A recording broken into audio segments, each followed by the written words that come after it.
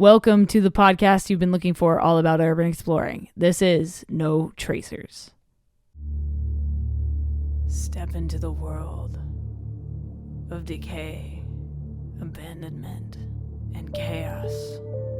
The story of an urban explorer starts here, at the beginning. Welcome to the podcast you've been looking for all along. This is No Tracers. Here, we take only photos. We leave only footprints. And remember, leave no trace. Hey, what's up, guys? Happy Friday. Hope you guys are gearing up for a weekend of exploring. I want to know where you're exploring this weekend. Leave me a tweet at No Tracers. I just started a new Twitter for my urban exploring content and thoughts and feelings. So if you want to give me a follow at No Tracers on Twitter, that would be super sick. And I'll retweet your tweets about urban exploring photos and, all that good stuff. It's just another way to connect with you guys. So if you want to give me a follow on Twitter at No Tracers.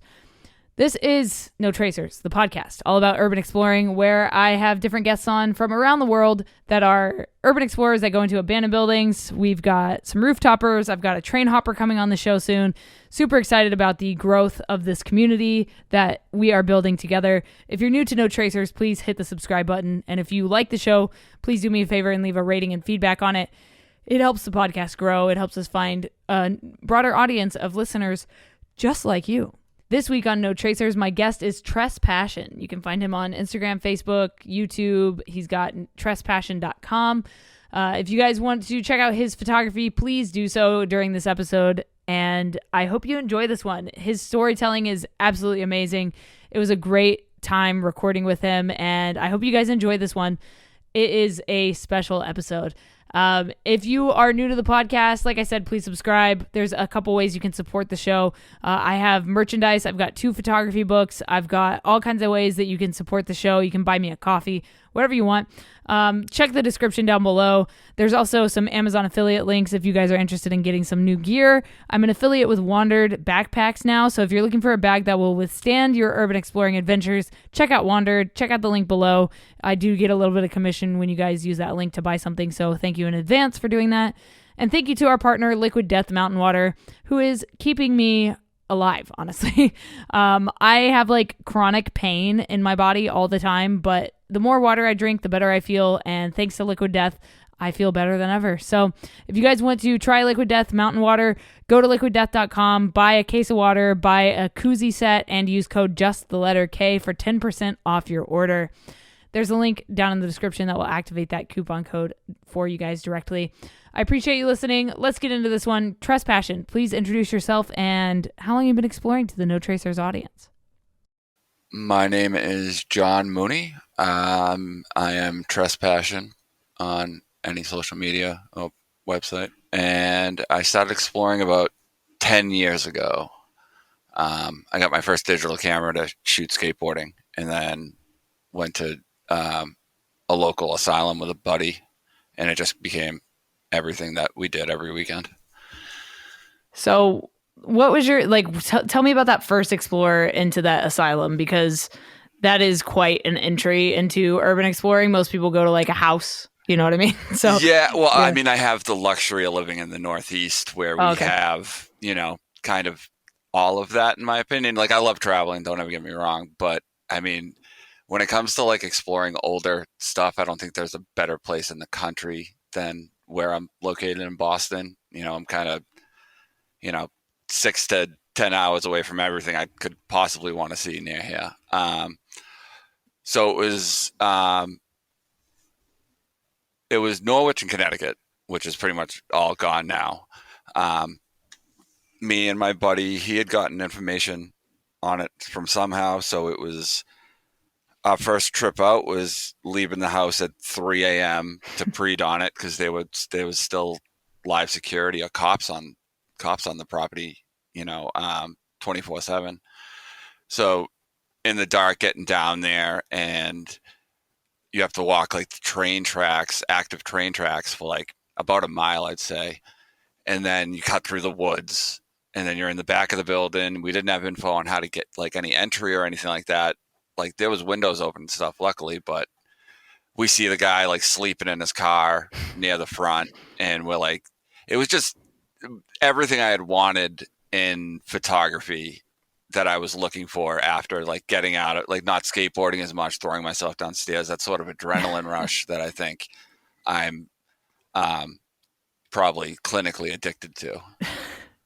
Absolutely. Yeah. I mean, I can like skateboard from point A to point B. I can't really do much else other than like fall. That's all you got to do. Yeah, I guess. As long as you're smiling on the board, that's all that matters. For sure. But for a while there, I was working with like an electric skateboard company as like a sponsor. So I have one. I've used it to explore a couple times. Yeah, it's so fun great to like rip through a bando on a skateboard. So yeah, it's good if you need to like park your car somewhere. Yeah, and get there and just it's almost silent.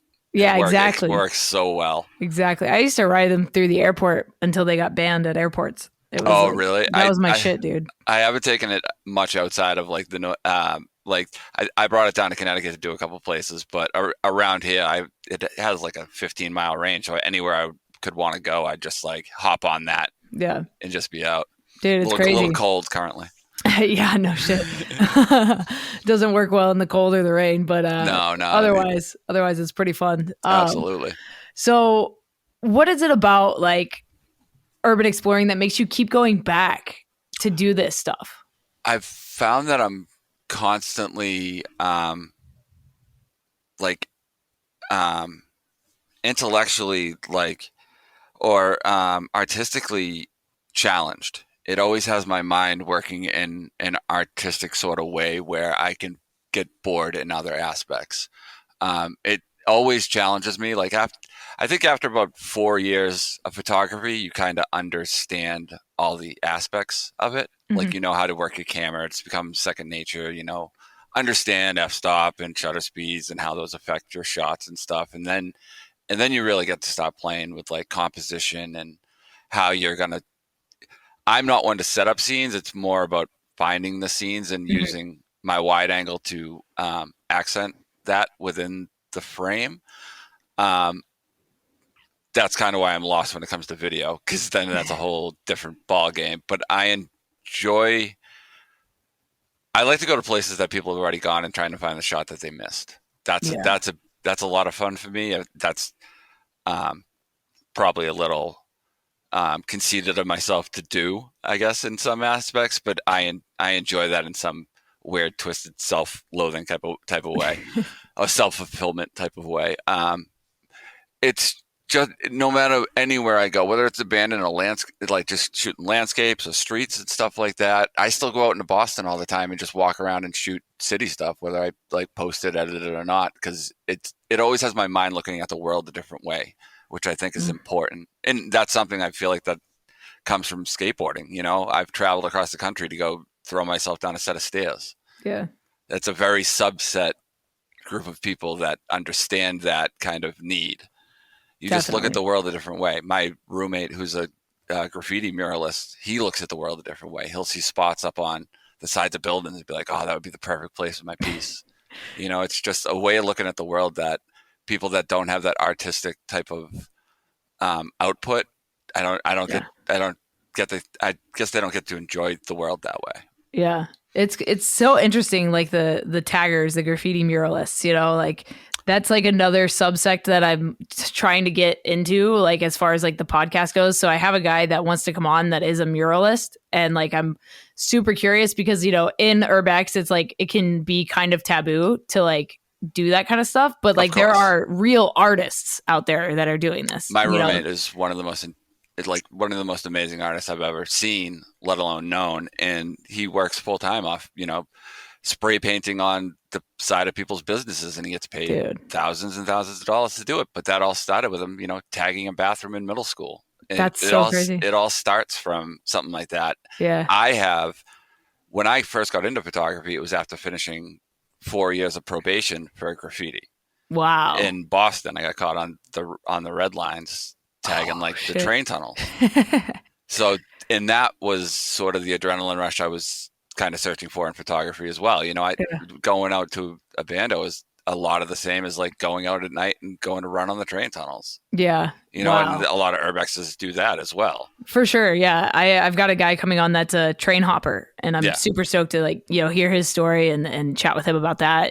I'm trying to like expand No Tracers from photographers that shoot bandos, like at abandoned places.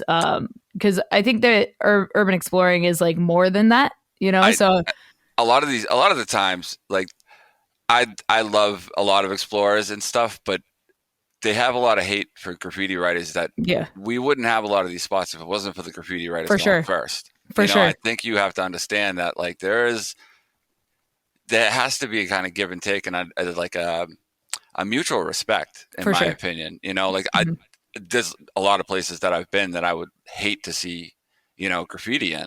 Yeah. And luckily my roommate understands that. He never asked me for spots, unless he sees me go to a place that's all covered in graph already. Sure. He's never even questioned me about stuff like that. Because he understands the way it works and what I do. Mm-hmm. I have to somewhat protect the pristine places I know, but I sure as heck know a bunch of places that he can go to and put up pieces that would blow away everything there. Yeah. Yeah. So there has to be a mutual respect. Absolutely. I think you're right. A lot of people frown upon it, but like there's got to be some sort of respect there. And I feel like the artists that are going there that are like your roommate, they can actually add to some of these places, like it's a fascinating thing and like definitely a good like conversation point about urban exploring, because I feel like not a lot of people are talking about that other than like fuck graffiti artists, but I'm bringing paint thinner to a spot to take out everyone's pieces. Right. Like you're just going to have 10 more of like their crew come and just blow out the whole spot. Exactly. It's graffiti can make or break a spot. For sure. I can't tell you how many times I've had to, Photoshop out penises and swastikas. Yeah, dude, things, for sure. But I'd rather have a beautiful work of art that somebody spent time, energy into. And I mean, granted, it's given it's not like some, classic old, 100+ year old building. Right. Sometimes it can make something so much better. Absolutely. I mean, like I remember going to this paper mill in Colorado, and there were the big furnaces and they're kind of arched, and somebody had graffitied over them the Pac-Man ghosts. Oh, awesome. They fit perfectly. And I was like, of course, that's like what should be there. You know what I mean? Like I remember seeing Urbex and Chill get a shot of a place in New York, and it was just a skull that someone had made out of like how the tower had like eroded. Right. And it was such an awesome shot to me. It was just like, oh, that's so perfect. Yeah. Like some of them feel like they should have been there the whole time, Yeah, like, it was right under your nose and you didn't see it. Yeah. It took someone else seeing the world a different way. Exactly. So let's talk about some of the gear that you bring into these places. Like what kind of camera do you use? What backpack are you carrying in if you have one? Shoes, pants, like anything that like you would recommend for urban explorers? I'm an old head, so I haven't jumped to mirrorless. Okay. It depends on the trip. I have one bag that is ridiculously way too heavy. I have a 5D Mark IV Canon. Okay. Mm-hmm. I'm not like the Sony, Canon, Nikon guy. I don't really care what people shoot with. I'm more about the image that comes from it. Sure. I've seen great shooters on Fuji. I've seen great people on everything. My normal bag is my 5D Mark IV. I have a Sigma 14 millimeter 1.8. Beautiful. Which is one of the nicest lenses I've ever had, but also one of like the most pointless that any company's ever made. It's made for astrophotography. For sure. But it works for what we do because it's nice and wide and it doesn't shoot like a fish. Yeah, exactly. It shoots like beautiful. A landscape lens. It's so beautiful. And it has the least amount of lens distortion out of any of my lenses. Mm-hmm.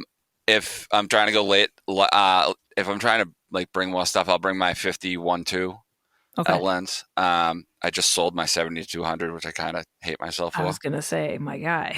I'm not doing weddings as much right now. Oh, yeah, okay. I have my kids every weekend for the most part, and that's when all that is. Got it. I have Peak Design, pretty much everything else. I have the carbon fiber Peak Design tripod, which is crazy expensive, but worth every penny if you can afford it. Yeah.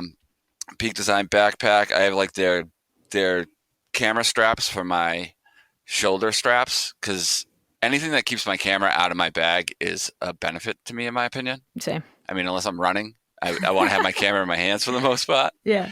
I have a GoPro Max that I have dropped too many times, so I have trouble doing 360 cams with it, but I still use for a GoPro. Okay. And I have just a little panel light that was like $90 on Amazon, but the thing is so great. It has a side section, so I can hook my mic right up to it. Oh, nice. And not have to have like a whole rig on my camera. Because I shoot with an L bracket as well on my camera. Okay. So I can line up my portrait and landscape kind of evenly without having to move my tripod too much. Right. And then I have a Mamiya RB67 medium format film camera. Oh, that is probably one of the most beautiful things I've ever used in my life.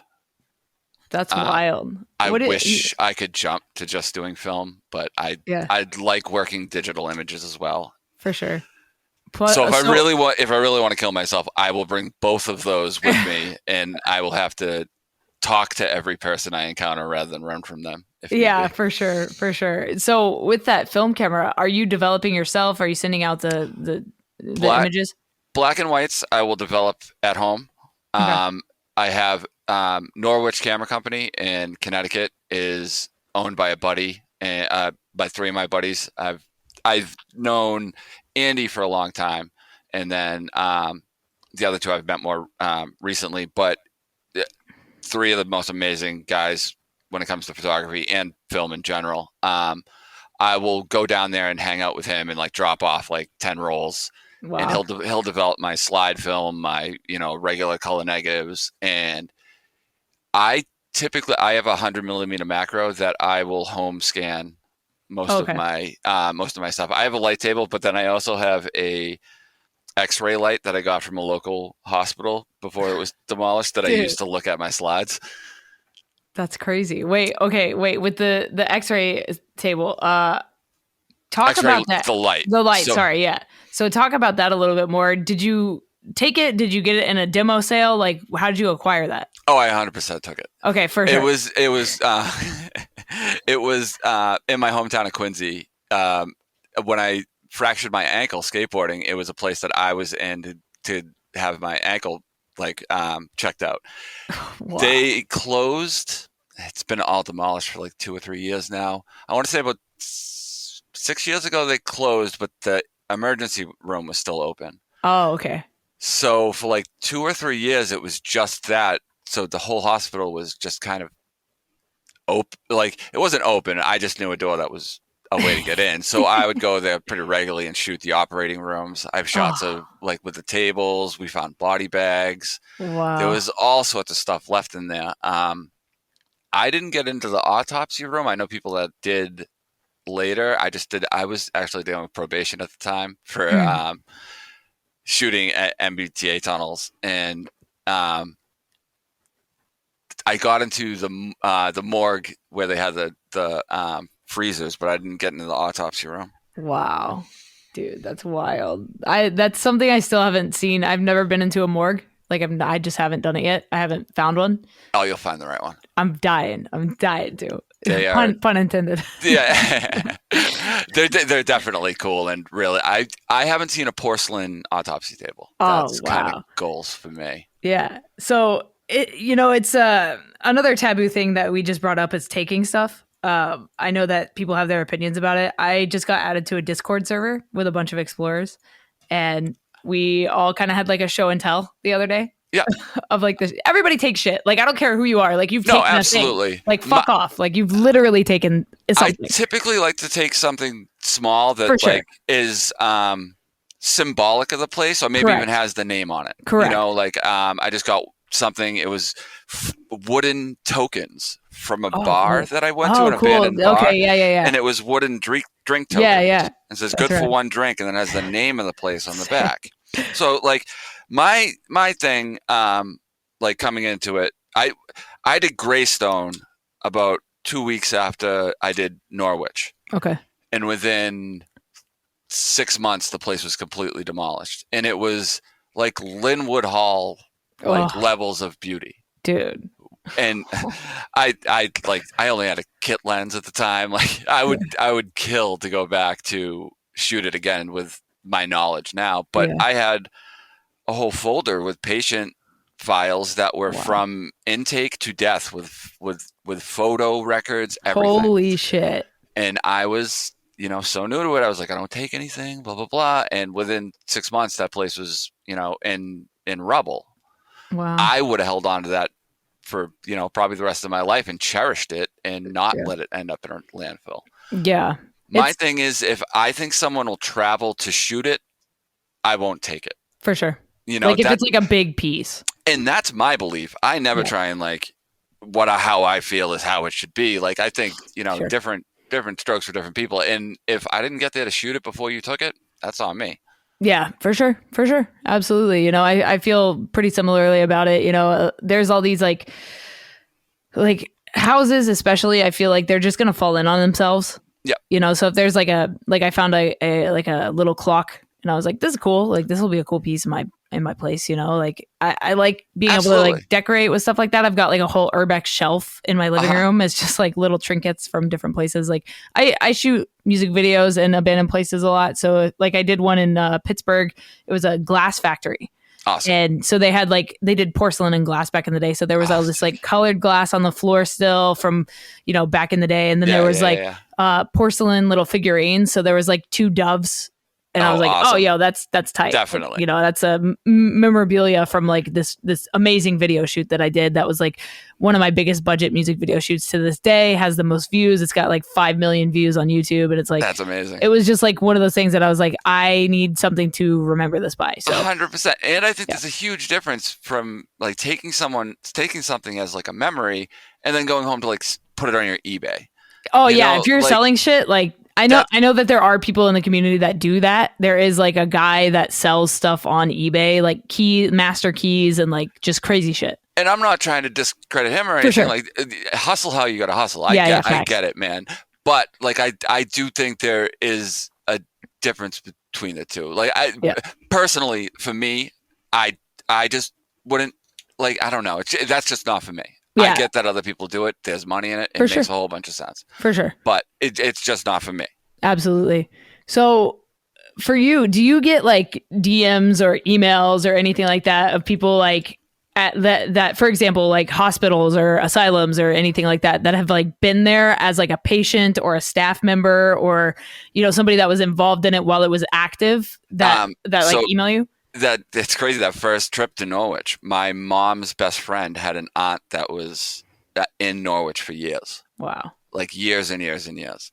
So as soon as I showed my mom those pictures, she passed them on to her friend, and she was amazed by it and told me the story about how she would go visit her aunt in there, and she was apparently schizophrenic, I believe, but just she was young when she went there, so it was just kind of I remember seeing her in the day rooms and stuff, but it wasn't too vivid of a story. But I was just oh man, it's so it's crazy to think about these places with life in them. Yeah, right. It's so crazy. It feels like it's been like that forever when we go in these spots. And it's weird to spend so much time in abandoned hospitals. Then when you go to active ones, you're weirded out by it. You're should I be here? Yeah, this is it. It's a alternate universe. It feels it's so wild. I remember, dude, I was in Detroit with my girlfriend, and we went to an abandoned spot, and then she took me to her school that she grew up going to, and the school classes were in session, so we're just walking around the hallways of this school that's people are studying, and I'm like,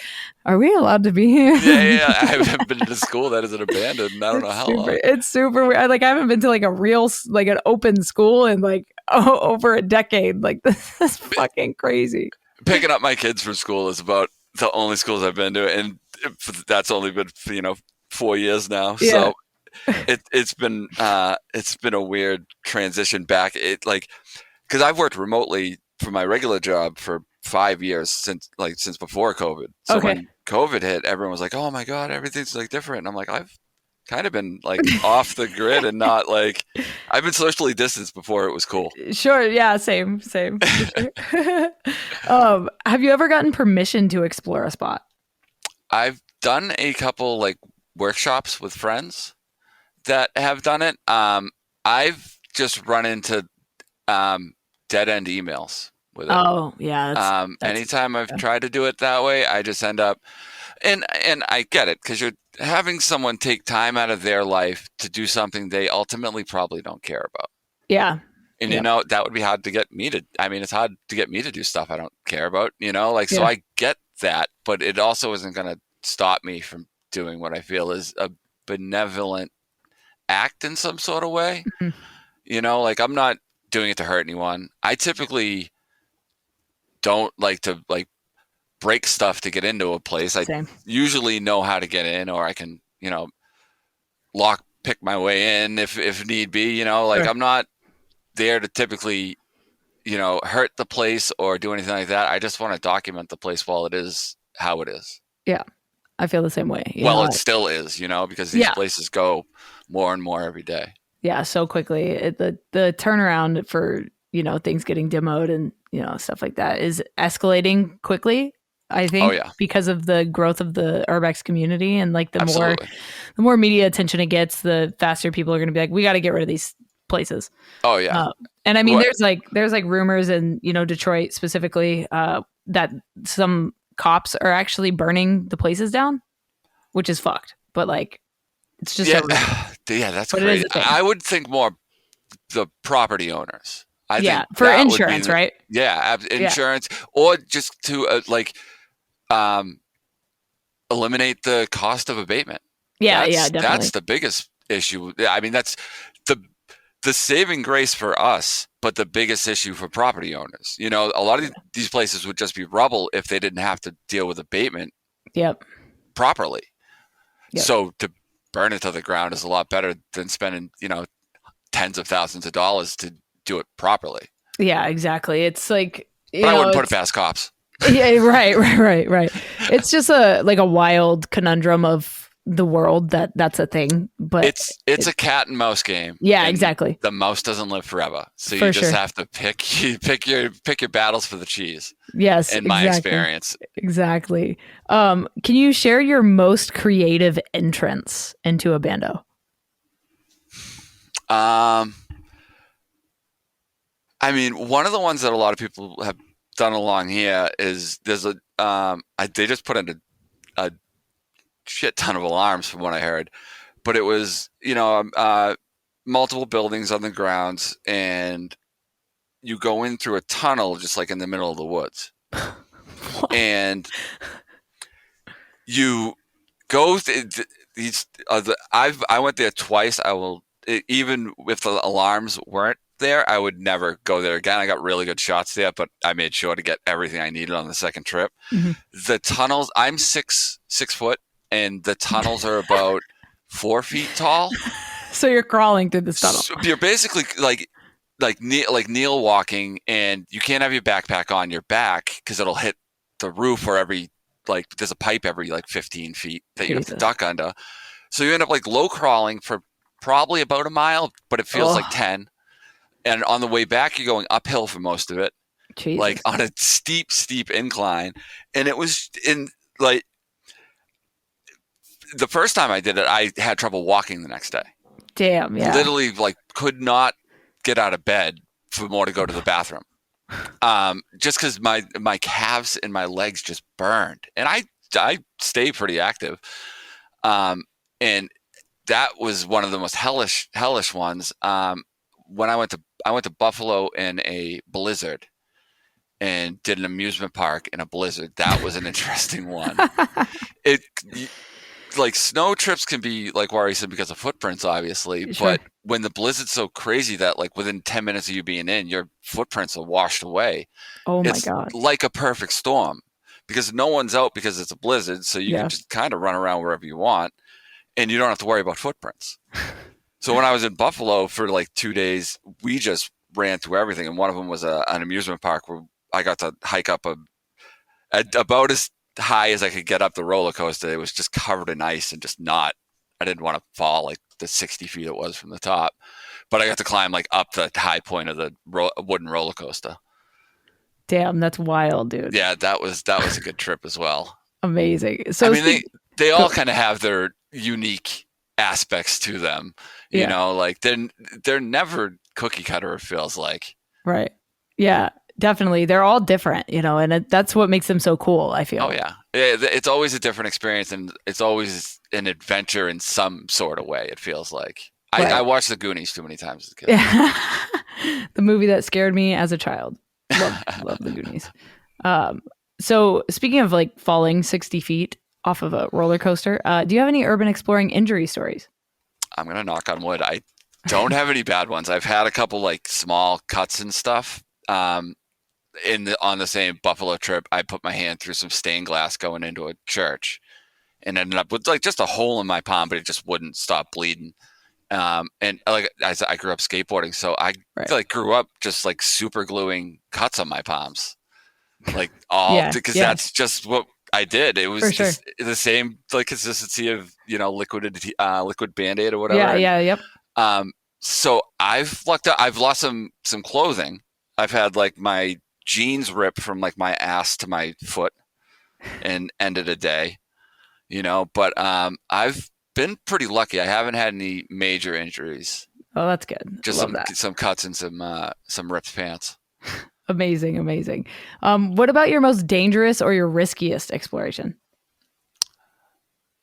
That would, I guess, socially, if I was to ask people, it would be Chernobyl. Going to Chernobyl is probably the riskiest.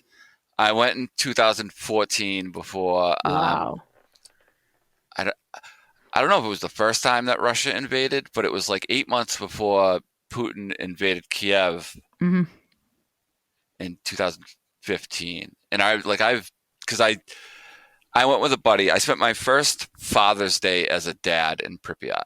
What? I think I might be I think I'm the only person in the world that can say that. That's I might wild. not be, but I'm maybe one of three. Wow. It was like a lifelong dream to go there. Sure. Because I had always been exploring abandoned places since I was young. My brother that passed away when I was 18, when I was 10 years old, we broke into an abandoned house behind my house in Quincy, and we spent hours going through books in a library looking for money hidden, and to the point where our parents were like running all over the neighborhood looking for us. So my buddy Tori was stationed in Italy, and I just had my first kid, and he's like, "Oh, I'm going to explore Chernobyl," and we were talking on Facebook, and I'm like, "Oh, that's awesome, dude! I can't wait to see your pictures." And he's like, "Do you think you could come?" I was like, "Oh, dude, I just had a kid. There's no way." He's like, "I got half your airfare." Wow. So Holy shit. I jumped at the opportunity, and I spent 36 hours in the air flying, and I spent about 48 to maybe 54 on the ground. It was like a long weekend in the Ukraine, and it was amazing. Wow. I mean, I don't think it was probably the riskiest thing I've done. I think running on active train tracks to try and shoot that's pretty wild. Train stations is riskier, probably. But anyone I would ask, that would probably be the riskiest thing. I didn't do it illegally. I went through a tour with my buddy. Yeah, okay, gotcha. If I go back, I'd do it the other way. Like a stalker. Yeah. I think that's the way to do it. And I only did one day. I would do two, I think. For sure. Because it was cool to see the Ferris wheel and stuff, and sure. The schools, and the daycares and stuff. It was an amazing trip that I wouldn't trade for anything. But I wish I had another day in there.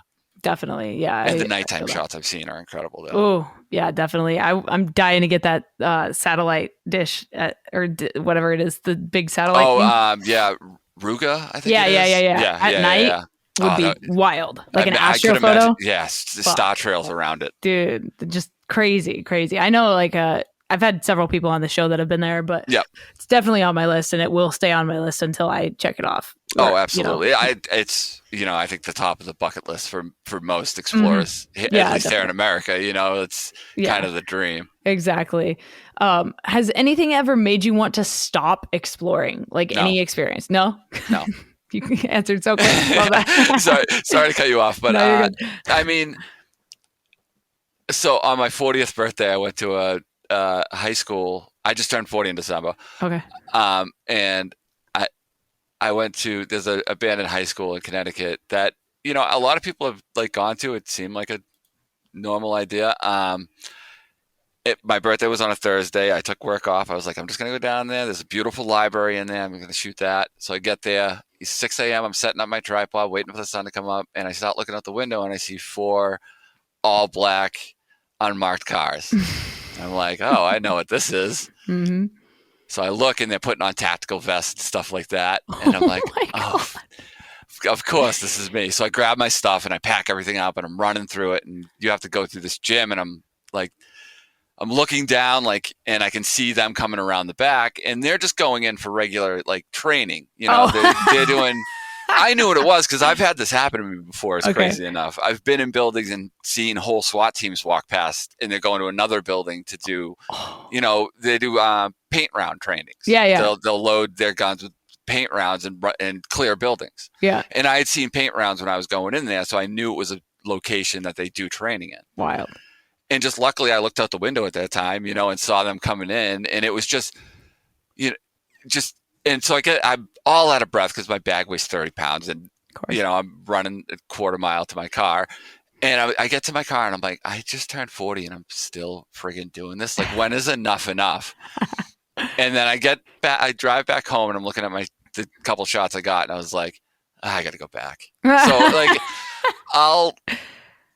and I have gone back since. Amazing. And it's just, I'll always explore. I like to think maybe I might go somewhere else with it, but I mean, the only thing I could see myself doing is doing like national parks and more landscape, waterfall type of stuff, but I'll lose the adrenaline rush. Exactly. I think that is what really pushes me most than anything. Definitely. Having to look over my shoulder the whole time while setting up my tripod is something that I'll never get sick of. Definitely. So let's talk about your book, Not Evidence. Tell me about what it was like to make that, what it's about, and why you wanted to do it. I wanted to get my probation fees paid off. So the cover is, I got arrested in Boston by the MBTA for running train lines at 2 a.m. And they charged me with felony trespassing and threatened me with terrorism. Fuck, what? Well, this is what cops do. I know. They charge you with that, so you plead down to a lesser charge. Of course. So I ended up getting breaking and entering misdemeanor.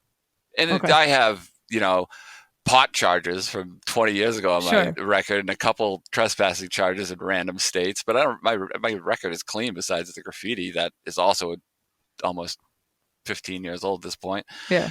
So, and that was also with the MBTA. So they already don't like me. Yeah. So they held my camera gear when I was pretty much just working as a wedding photographer at the time for just over a year, like 16 months, I think. They held about $4,000 worth of camera gear as evidence. Jesus.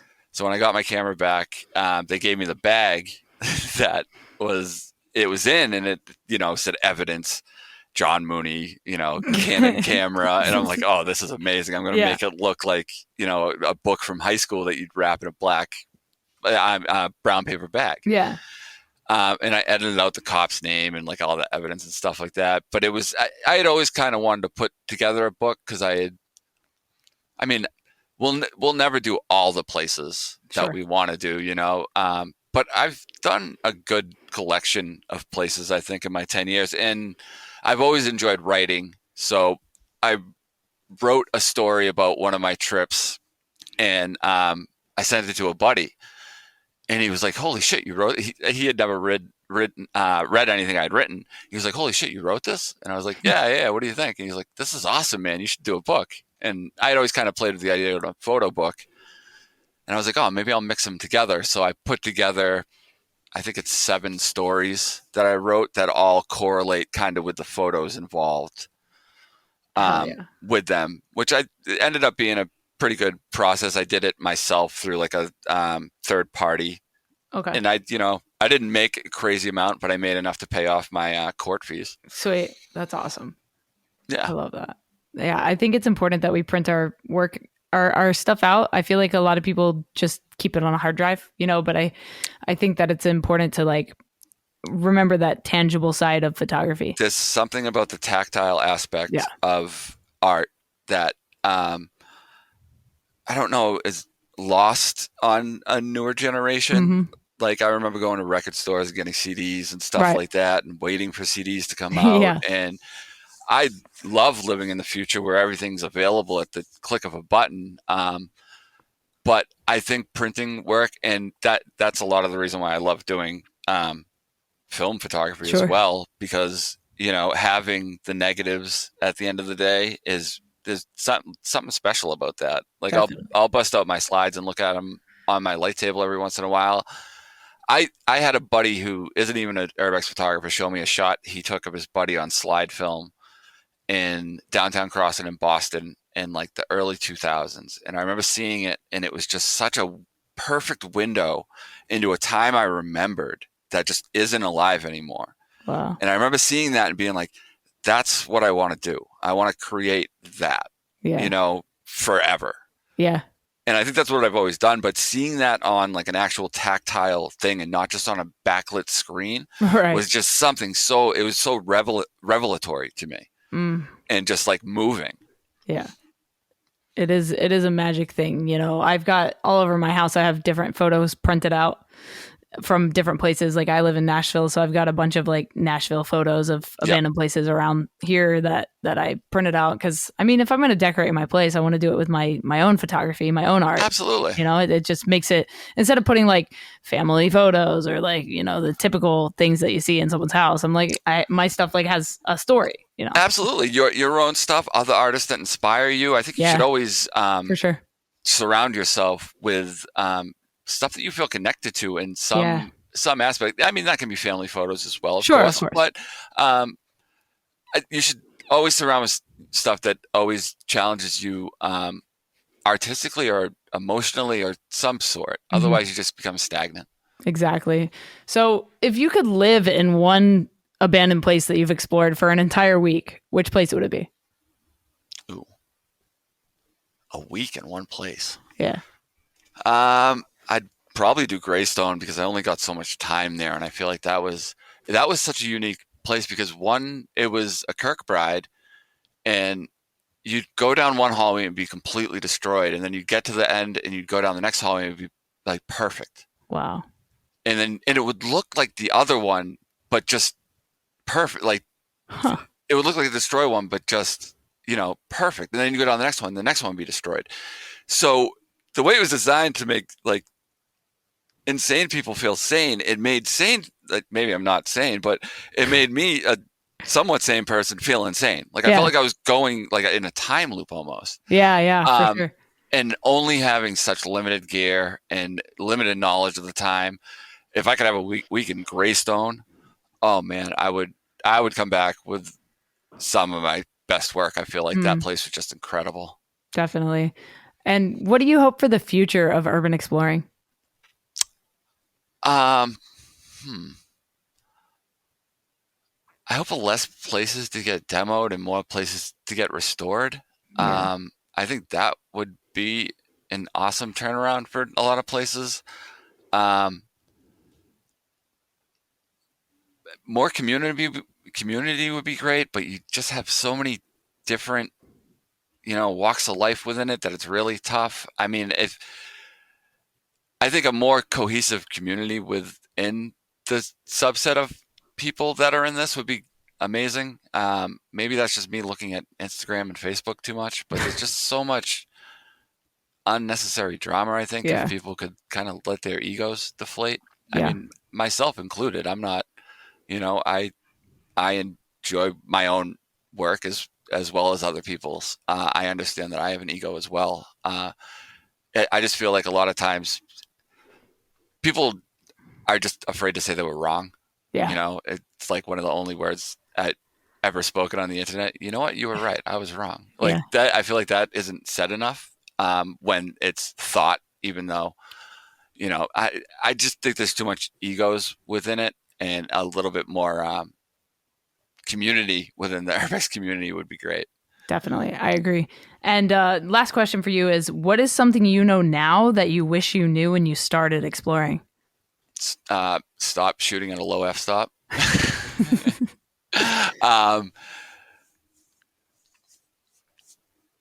Something I wish I knew then.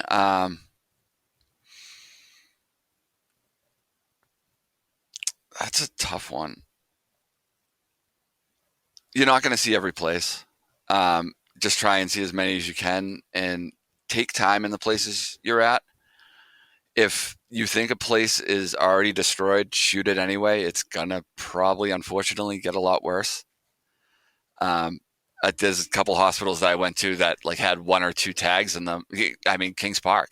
I shot Kings Park was one of the first places I went, and I remember seeing a bunch of those buildings with no tags in them. Wow. And only seeing a couple tags and being like, oh, this place is covered. I don't even want to shoot here. And just ego, that sort of, it's like the hallway with the balls and the wheelchair. Mm-hmm. I went to that place when there was just one little tag that I could have easily photoshopped out. And now that hallway is completely covered. I wish I had a shot of it. And I didn't take it because of the one tag. If you don't want to shoot a place because you think it's beat up, shoot it. It's only going to get worse, and it's only going to be gone someday. So it's better to have it something than nothing. Definitely. If people want to keep following your journey, where can they find you? Where can they get your book? How can they support you further?